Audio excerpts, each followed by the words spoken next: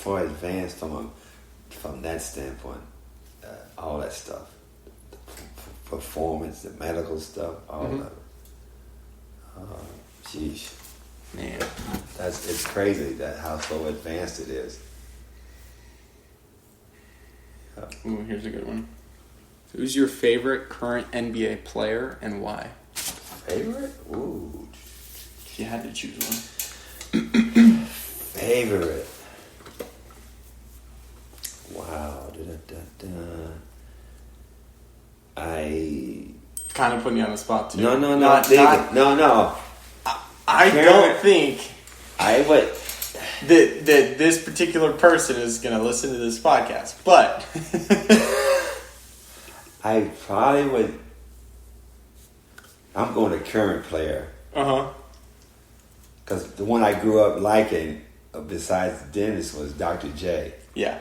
But a current player, I would probably say that I would sit and pay to watch is probably Kevin Durant. Just keep Valid. going. Is like 7 foot, a wing player that, to me, he's unstoppable. Yeah. He gets to his spots where he wants to. He never gets phased. He's always even keel when he plays. And I've seen games where he played him. Guys try to do this and do that to him. He never phases. He stays right in his thing, man. And can score the basketball. He scored the ball with the best of them. There you go. And he's very tough to guard, being that tall. Have you guarded him before? No. No. Just from hearing. Just watching him play, I mean, I just like his game. Yeah. He's tough. Yeah. It's hard to get him all rattled. His first or second year when he played with Golden State when they beat LeBron them. Mm-hmm. To me, you had Steph out there, but this dude was a difference on that team. Yeah. They pushed him over the top, even though you had Steph and Clay could shoot. This dude here he put them on the top to me. And LeBron they had no answer for him. They had no answer for this dude. Nobody does, because he's just one of those kind of guys. Yeah. He's just one of those kind of guys, man. But yeah, that would be my current one. My all-time would probably be Dr. J, because I used to be, like this, watching him play, watching him do all this stuff. Yeah. And then had a chance to play against him. Yeah. He was in Philly when I was in Boston. He was still playing. So, That's crazy, I walk out the locker room to go shoot around before the game. Mm-hmm. And Dave's on the floor. And I'm like, looking like this. And I'm like, wow, that's him in person. And I'm just sitting there watching, like, this is crazy.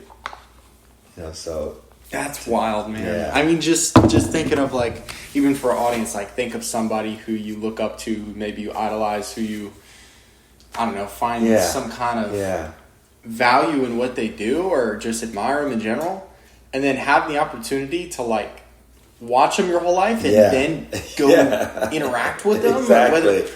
Regardless of what the circumstances are, that's super cool. So I'm like, that's him for real. I'm like, okay, this is real, so these moments like that, you say, wow, okay. But yeah, that was, again, I grew up watching him play. Yeah. And then to be on the court with him, like, gee, it's, you don't forget stuff like that. Yeah. Yeah, no, for real. Okay, next we've got...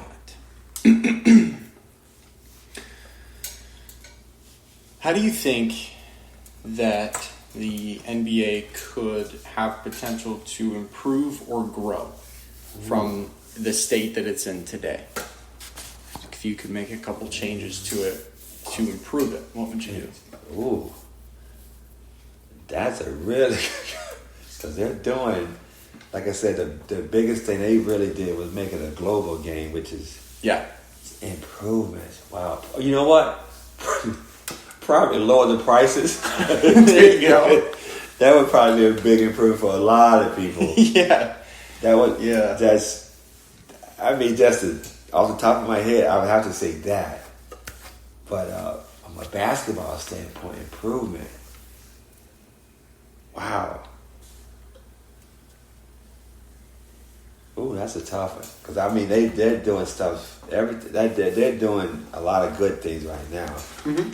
So from a basketball standpoint, that's a tough one. Maybe they're trying to expand the league. Yeah. They're trying to get a couple more teams. They try to expand it to have a couple of teams internationally, but that's a really tough one there, man. From a basketball standpoint, that's a tough one because, wow. Because they make tons of money. Yeah. The attendance is, I mean, that's like what you were saying, like through the roof. bring prices down, but it's a business. Yeah, exactly. You know? So that's a tough one there. From a basketball standpoint, I really can't think of just one. Expansion. They've already did the global thing. They're making it because they got stuff in Africa now. Oh wow. Yeah, NBA Africa and a couple of those countries down there. They're doing that. Well, I'm sure that'll go well. It's an Olympic sport now. Yes. So I think I probably can piggyback on what they're trying to do as well. Is trying to get some international teams. Mm-hmm. Maybe that's the one improvement that I could kind of agree with. Yeah. That they're trying to do now, but something interesting to me that go ahead. No. Is the thought that there's roughly 8 billion people on Earth, right? So when you go to find, let's say, the best player, let's say you want to find the best basketball player in the United States. Well, it's like, well, how many people are in the United States? You know what I mean? Out of those 8 billion people, right. How many people are going to actually, even if there's somebody out there on the same level as some of these extremely high level players, right? It's like he's probably never gonna have the opportunity to do anything with that talent, So it's like, you're right. It's just always been a really interesting thing to me as far as with any sport, with anything in general. It's you're only fit for that potential role if you get the opportunity. So it's all a matter of opportunity far as, That's what it comes down to, man. And I always say, too, you got to have a little luck with you. Yeah. You have to. Or a lot. You one of my sayings, too, I say, I'd rather be lucky than good. I always say that. Oh, you think that? No, I'd rather be lucky than good, man, because I tell you, if you don't have that, it's, like you said, opportunities, and a whole lot of different things. Yeah. You may not ever come your way. Right. So there's got to be a little luck involved in a lot of that stuff. But you got to be lucky. You got to have some of it. You got to have some of that in this whole mix. Yep. Especially coming to sports, man, because like you said, the amount of people. Yeah. And then that's like you just said in the U.S., okay, how many basketball, because in the NBA you're talking about there's 460 some jobs. Right. Total. Yeah. That's not a lot. No. Compared to all the people, kids, young guys, not even young guys that have tried to get it, second and third year guys or third, fourth year guys that out of school trying to get into that 400, be one of those 450, 60-something players. Right. So. I mean, it's freaking Hunger Games. Yeah. Honestly, no, it comes down to that sometimes, man, because now it's a little, I'll say a little bit easier, but it's a little, we only could have 12 people on our team. Now they got 15.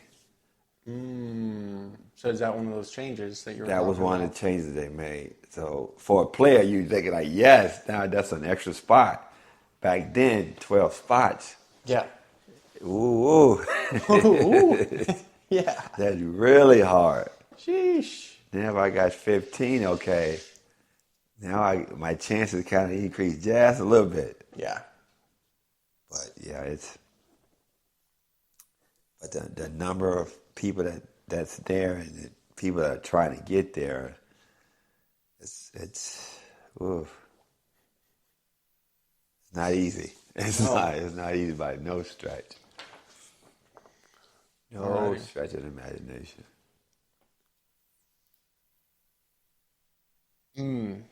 Here's a good one. What is your prediction for the next big trend or shift in the NBA? Okay. If something was going to change, what do you think it would be? Something was going to change, what it would be. I think the next thing that could very well affect it is the switch away from the US dollar and into some kind of crypto that would potentially affect that very well. Yeah, it would not surprise me. It would not surprise me. Obviously, I hope they don't do that. Right. That no would question. not be ideal for us, but right. Oh man. I mean, just because that would affect so many different industries, Sure would. From a game standpoint, I wouldn't be surprised if they tried to put a 4-point shot into the game some kind of way. Spots on the floor, designated 4-point, but they're out there near half court. That would actually change it up a lot. Yeah, I wouldn't be surprised if that happened. Yeah. In the future, maybe I don't see this, but maybe puts the rims are 10 feet now. Mm-hmm. Maybe raise them a little higher because guys can jump through the roof nowadays. Yeah, I mean, 10 feet. I'm not going to say to 11, but maybe 10 and a half. I would be surprised if that ever came up. I would hope not.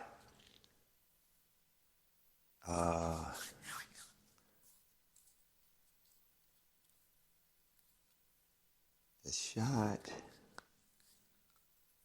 the baskets, what else?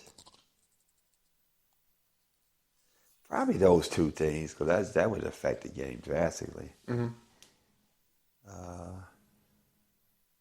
Raise the height of the hoop.